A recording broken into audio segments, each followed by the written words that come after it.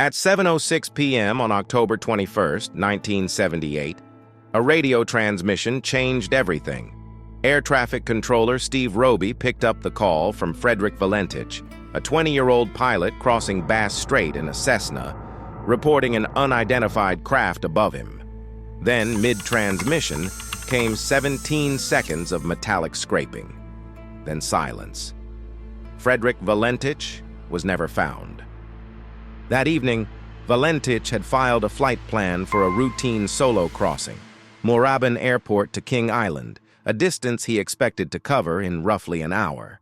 He was 20 years old, held a Class 4 instrument rating, and had logged 150 hours of flying time. The sky above Bass Strait was clear. At 7:06 p.m., he made contact with Melbourne Flight Service Unit.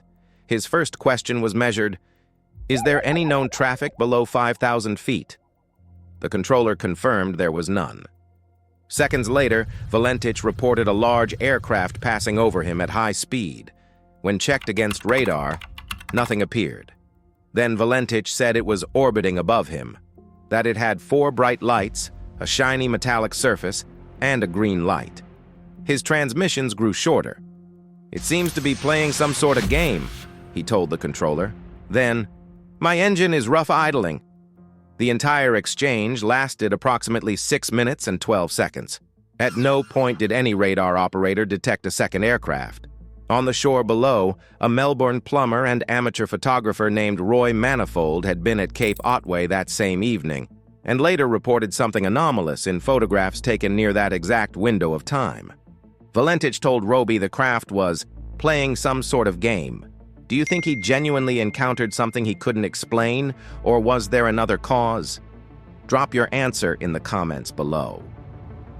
Because what happened in those final 17 seconds raises questions that investigators are still unable to close. The search that followed turned up nothing. Australian authorities launched an extensive air and sea operation across Bass Strait.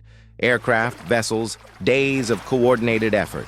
No wreckage from the Cessna, no oil slick, no body. The Department of Transport, after completing its formal investigation, recorded the cause of the disappearance as unknown. Investigators considered every available explanation. Spatial disorientation is plausible. Valentich held a limited instrument rating and had logged only 150 hours, and the evening light over Bass Strait can deceive even experienced pilots. But disorientation cannot explain what Roby heard at the end of that transmission, nor why nothing from the aircraft was ever recovered. A staged disappearance was also examined. Valentich had a documented interest in UFOs, and some suggested the encounter was fabricated to cover a planned exit. But no evidence of such a plan was ever found, and the Cessna never surfaced. Photographs taken from Cape Otway that same evening were formally examined and returned inconclusive.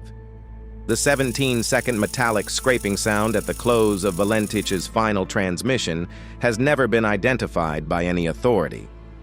What remains is the transcript, the recording, and 47 years of silence. No wreckage, no body, no answer. Every place has a story. Subscribe to PinPoint for more mysteries, forgotten histories, and hidden stories from around the world.